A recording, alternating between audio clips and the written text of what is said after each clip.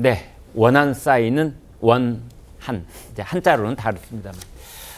거대 야당에 맞서서 여당을 이끌어갈 국민의힘 당대표 3주 후 결정됩니다. 당권을 손에 쥐려는 후보들의 싸움은 날이 갈수록 거세지고 있는데요. 원희룡 후보와 한동훈 후보 사이에 이번에는 탄핵 공방전이 벌어졌습니다. 듣고 오겠습니다. 이렇게 하면 결국 탄핵의 문이 열립니다. 2017년에 네. 결과는 탄핵당하고 다 공멸했습니다. 탄핵에 말려들면 그게 국민에 대한 배신입니다. 제가 알기로는 원 후보를 비롯해서 많은 분들이 탄핵 소추안을 국회에서 통과시키셨죠. 원 후보 같은 경우는 본인이 국회는 아니었지만 그 전후에서 굉장히 탄핵을 해야 된다. 탄핵이 너무 잘했다. 이런 입장까지 내셨던 것 같은데요. 다른 분들도 탄핵에 찬성하셨던 분들 아닌가요? 저는 대안을 제시했습니다. 나머지 세 분께 여쭤보겠습니다. 이거 어떻게 막으실 거예요? 어떻게 막을 수 있습니까?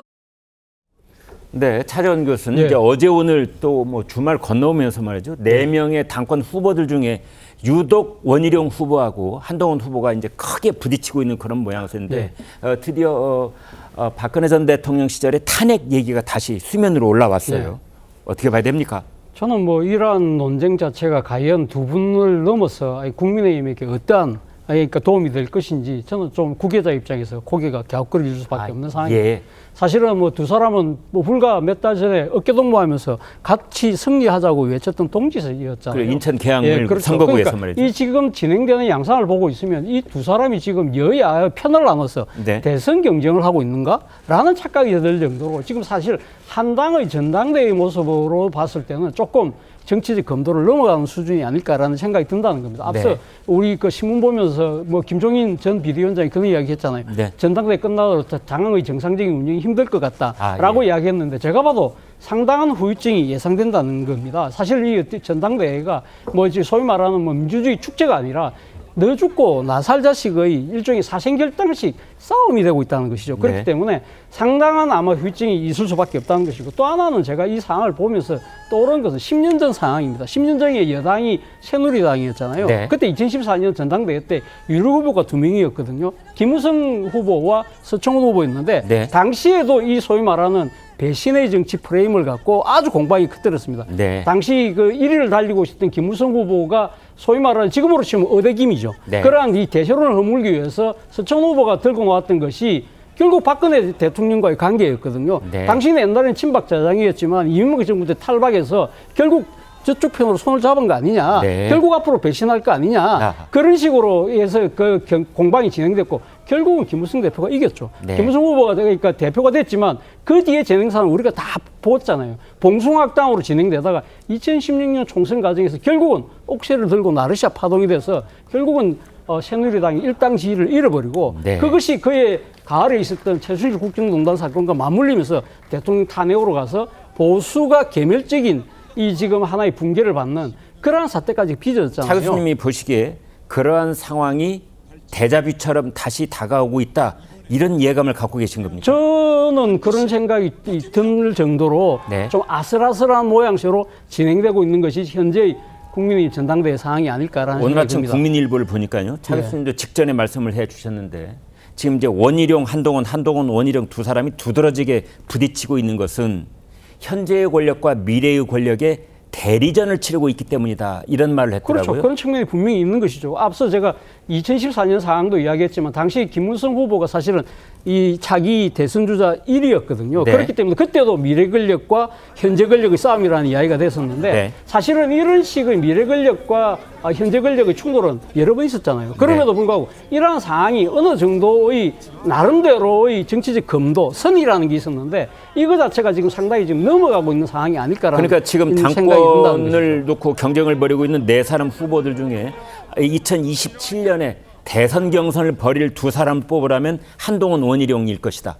그럴 가능성이 상당히 지금 현재는 높은 것이죠. 네. 지금은 뭐 지금 이 객관적인 여론조사에서는 사실 한동훈 후보가 상당히 앞서 있는 건 사실이고 그리고 원희룡 후보도 사실 차기 대권에 대한 도전 의지를 갖고 있는데 이미 경선을 한번 치른 적이 예, 있고요. 경선 치른 적도 있고 그리고 또 하나는 원희룡 후보가 소위 말하는 친윤 후보다. 그러니까 네. 용산에서 사실 밀고 있는 후보 아니냐. 네. 그 바로 그 문제 때문에 지금 벌써 이 지금 차기 정권 재창출보다는 누구를 우리 후보로 낼 것인가를 놓고 벌써 사실 치열한 경쟁이 벌어짐으로써 그러니까 더 큰 그 하나의 고지라고 할 수 있는 정권 재창출이 점점 더 어려워질 수 있는 것이 아니냐는 우려가 나온다는 것이죠. 그러니까 원희룡 후보 입장에서 본다면 원희룡 후보는 지금 당권을 놓고 다투는 것 같지만 사실은 길게 봤을 때는 친윤계를 등에 업고 대권의 발판을 다지고 있는 것이다. 뭐 저는 그렇게 봅니다. 그렇게 사실은 보십니다. 뭐 그러니까 지금 이 한동훈 후보가 만약에 차기 여당 대표가 됐을 경우에는 네.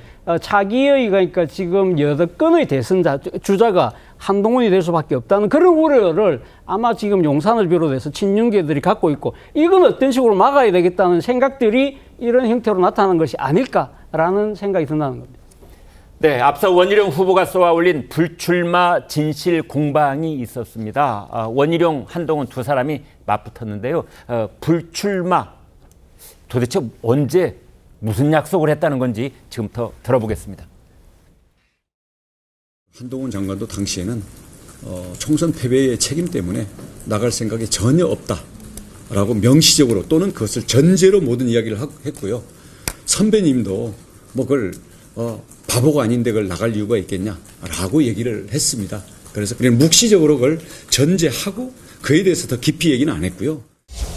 5월 10일에 원희룡 전 장관 만나셨을 때도 안 나간다고 그러셨다면서요.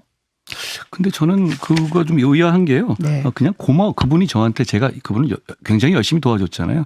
그러니까 고마워서 밥 사겠다고 만난 거고 거기서 그런 얘기 할 상황 아니었고 그런 얘기 안 했습니다. 둘이서 뭐 사적으로 만나서 한 얘기를 한참 지나서 입맛에 맞게 윤색해서 왜곡해서 그렇게 얘기하는 게 좀 이상해 보이더라고요.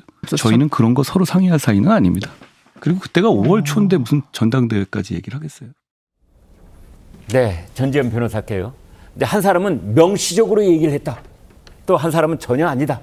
진실은 어디에 있는 겁니까? 그러니까 명시적으로 얘기를 했다는 가 아니라 아까 전제로 하고 얘기를 했다였어요. 안 나간다는 그렇습니까? 걸 전제로 하고 얘기를 했다는 거거든요. 근데 전제로 했다는 건 그냥 묵시적으로 전제를 했다는 겁니까? 아니면 명시적으로 했다는 겁니까? 아까 나중에 워딩 보면 또 묵시적으로 전제를 했다 그렇게 얘기를 그렇습니까? 하고 계세요. 네. 근데 저때 상황이 뭐냐면 5월 초가 그 왜 한국일보 그 보도 날 때 있잖아요. 임성백 교수였나요? 예. 예, 그때 네. 항상 보도 날 때고 원희룡 장관이 체급에 안 맞게 정무수석으로 거론이 되고 뭐 이재명이 불편해하는 사람이 이렇게 거론이 될 때고 네. 한동훈 장관도 저때 전당대회 얘기는 있었는데 결정을 못할 때였거든요. 네. 원희룡 장관은 한동훈 위원장을 만나가지고는 이것저것 상의를 하고 뭔가 장례를 같이 얘기하고 싶었던 것 같아요. 네. 그래서 약속을 잡을 때 원희룡 장관 측에서는 어떤 조용한 룸 같은 데서 잡을 줄을 알았는데 한동훈 장관이 바로 본인의 집 근처 홀에서 잡았다는 거예요. 네. 그래서 원희룡 장관 측 얘기를 들어보면은 그때 오히려 종업원하고 얘기를 한 게 더 많았지 않겠냐 막 이렇게까지 얘기가 나오고 있거든요. 네. 네. 그러니까 두 분의 워딩을 보면은 원희룡 장관은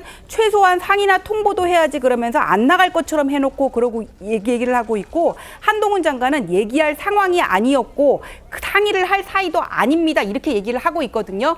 제가 저 자리에 없었기 때문에 누가 거짓말을 하고 있다 이렇게 함부로 얘기를 하기는 어렵지만은 네. 저 만남을 대하는 자세나 어떤 그 진지성 그 만남을 제안하게 된 경위나 그런 부분에서 두 분이 좀 이렇게 의견이 맞지 않았던 것 같아요. 차이가 있었던 게 아닌가. 네. 그러면서 서로 다르게 받아들이거나 아니면 커뮤니케이션이 안 된 부분이 있지 않나 저는 그런 생각이 듭니다. 네.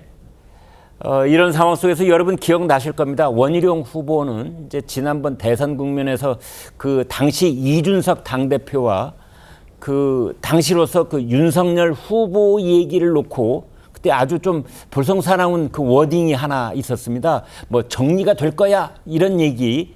이제 그런 얘기를 이준석 대표가 했느니 말았느니 그 말을 어떻게 해석해야 되느니 그런 얘기가 있었는데 그거 어떻게 봐야 됩니까, 김대빈? 그 굳이 따지면 저거 논란이라고 해야 되나요? 저거 논란. 네, 지난 대선에서 이제 이준석 그 전 당대표가 저거 곧 정리될 거야라고 말했다는 거예요. 네. 근데 이제 원희룡 지금 전 장관은 그 저거가 윤석열 당시 후보를 말한다. 그러니까 예. 윤석열 곧 정리될 거야라고 했다라고 네. 주장하는 것이고 이준석 전 당대표는 아니다.